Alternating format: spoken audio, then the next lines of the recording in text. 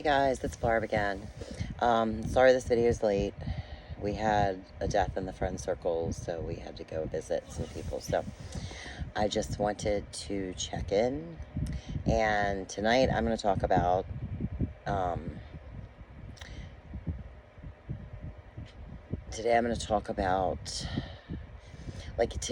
I guess for the last few days I've been kind of down. I mentioned that in Monday's video.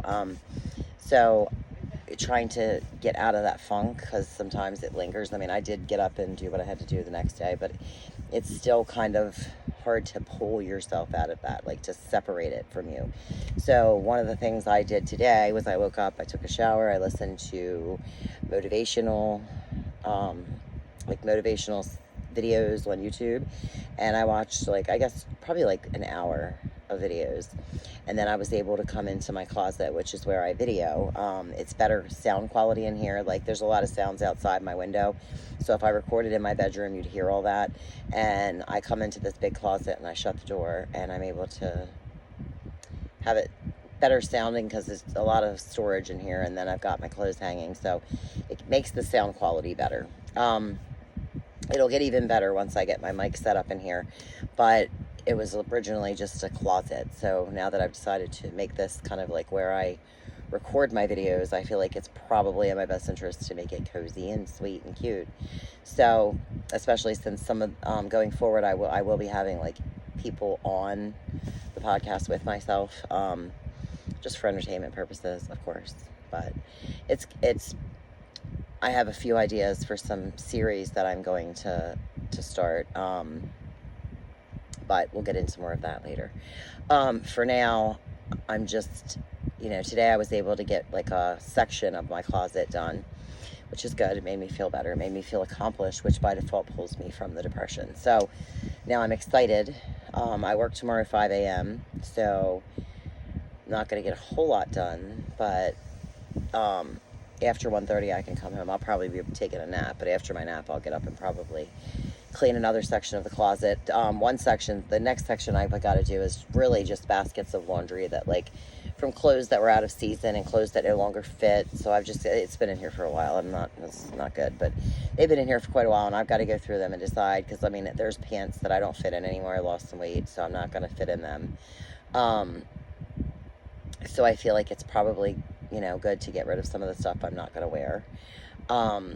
Some clothes that my daughter outgrew, throw those, donate those to Goodwill or something. So that shouldn't be too difficult, because it's really just clothes that I do need, clothes that are out of season, and then clothes that I'm going to donate or throw away. I had a pair of pants that was ripped. I don't even know why they were still here. I guess really liked those pants, even though I'm never going to wear them because they had like a hole in them. So I was like, yeah, I'm not going to wear those anymore.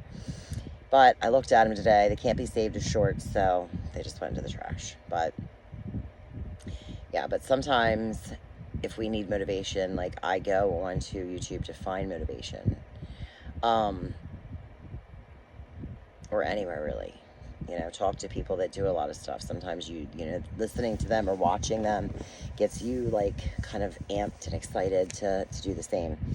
But definitely my goal is to have a nice, cozy, cute podcasting area. I did buy a lamp, which is cute, and it changes colors. You can pick different colors. It can blink. But it's cute. I like it. It looks like now it's blinking. I didn't want it to blink. But it comes with a little remote, and then you can tap it, of course. But I'm going to switch it back to where it was, because I'm going to need more than just one, I think. Because I don't want to really have this light. I don't like the light above us. I think that I don't know. I just don't like the way that looks. So I do have one of those big ring lights that you're supposed to use when you record. I have no clue how to use it, so I'm going to have to watch videos on that before I can get that up. But once I get the closet finished, I'm going to repaint. I bought paint to do in here, so it's going to be like a little project. But it's going to take a while, because I can only do little bits of it at a time, especially since I'm working, and then I have other things that, require my attention, like hanging out with my kids. And I haven't really spent a lot of time with my friends lately, but it's because we're all busy.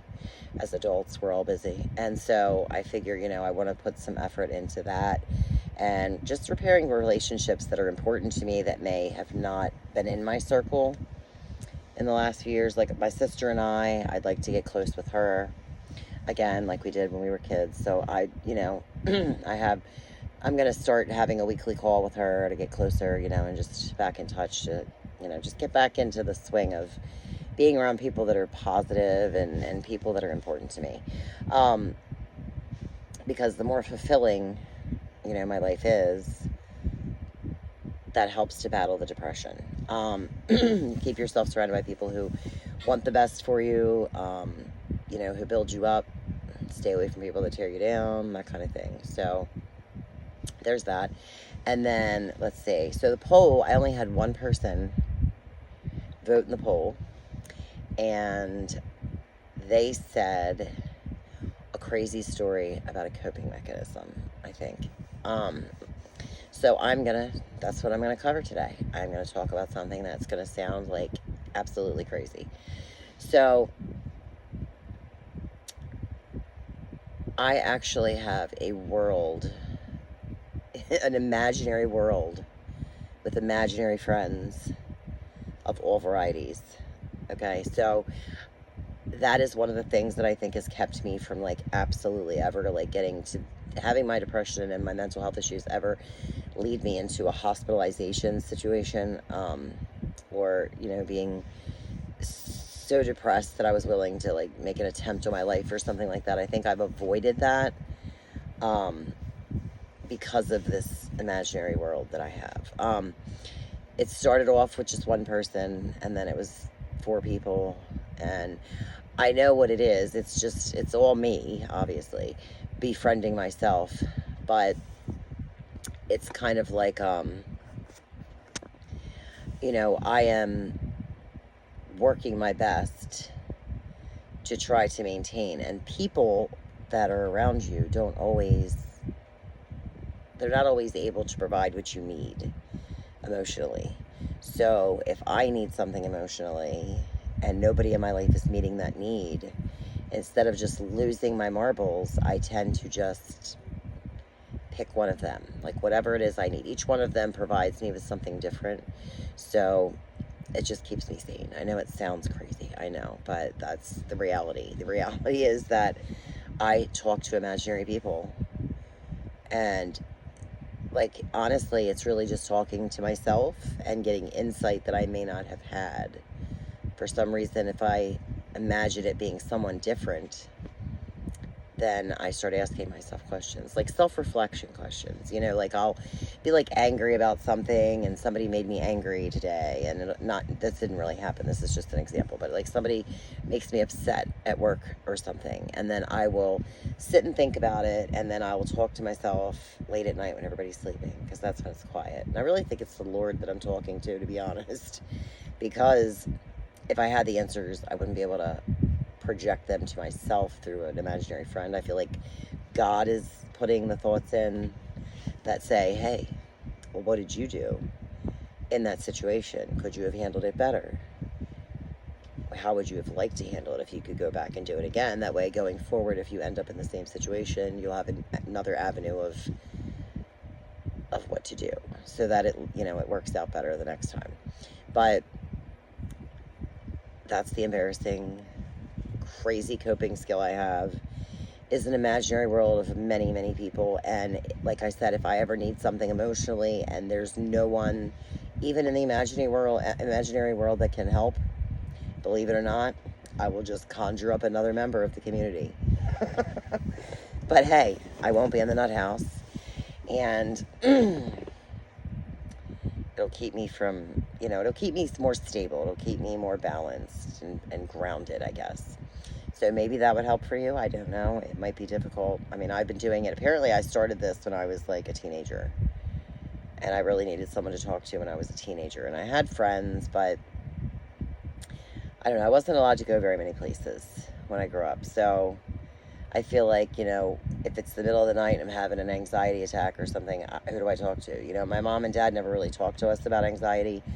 And like, I know that my dad's mother had manic depressive disorder, but we were never really talked to about it. We never, like, they told us, oh, she's got manic depressive disorder, when her behavior was a little out of sorts.